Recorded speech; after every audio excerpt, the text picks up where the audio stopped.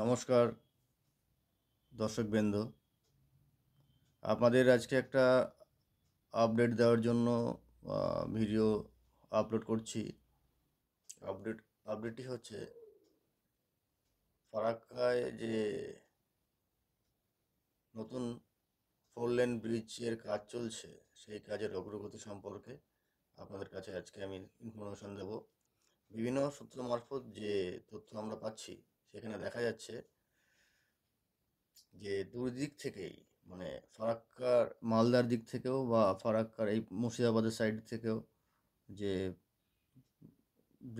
ঢালাইয়ের যে যেগুলো পিলার পিলার অনেকটাই হয়ে গেছে এবং মিডল পয়েন্টে যে কিছু পিলার বাকি আছে, সেই পিলারের কাজগুলো এই বর্ষার এখন অনেকটা জল রয়েছে মাঝখানে পদ্মাতে, সেই জলটা কমে গেলে সেই বাকি যে পিলার যেগুলো আছে সেগুলো ঢালাই শুরু হবে। আর মুর্শিদাবাদের সাইড থেকে যেটা দেখা যাচ্ছে বিভিন্ন সূত্র মারফত যে তথ্য আমরা পাচ্ছি অনলাইন পোর্টালের মাধ্যমে, সেই তথ্যটি হচ্ছে এখানে যে ব্রিজের যে যেটা অংশ বাইরে ঢালাই করা হচ্ছে, যে উপরের অংশ যেটা ব্রিজের মূল অংশ যেগুলো, সেগুলো অলরেডি জুড়তে জুড়তে যাওয়া হচ্ছে। এখানে বলে রাখা ভালো যে যেখানে বহরমপুরের বাইপাসে যে পদ্ধতিতে তৈরি হয়েছে এই ব্রিজটার কিন্তু একটু ভিন্ন পদ্ধতিতে তৈরি হচ্ছে। এখানে কিন্তু ব্রিজের যে মূল অংশ যেগুলি সেগুলি আলাদা সাইডে তৈরি করা হচ্ছে, তৈরি করে সেটা পিলারের উপরে মেশিন মারফতে সেটাকে জুড়ে দেওয়া হচ্ছে।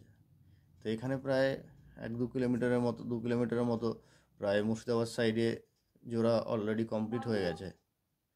যাই হোক, আর বিশেষ কোনো তথ্য আপাতত দিচ্ছি না। এই ব্রিজের এই অংশর আপডেটটা আপনাদের কাছে আমি শেয়ার করলাম এবং আশা করা যায় খুব দ্রুত এটার কাজ শেষ হবে। যদিও এটা খুব লম্বা ব্রিজ, এটা খুবই বিরাট 4 লেন ব্রিজ এবং এটা কাজটা খুব সমাপ্তি হবে বলে আমরা আশা করি।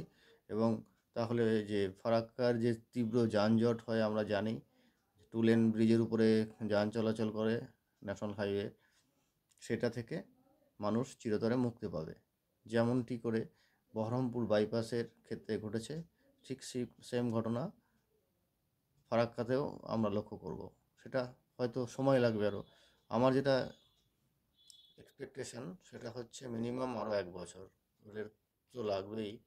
এই 1 বছরের মধ্যে আশা করা যায় এই বড় সুদীর্ঘ ব্রিজ সেটি কমপ্লিট হবে।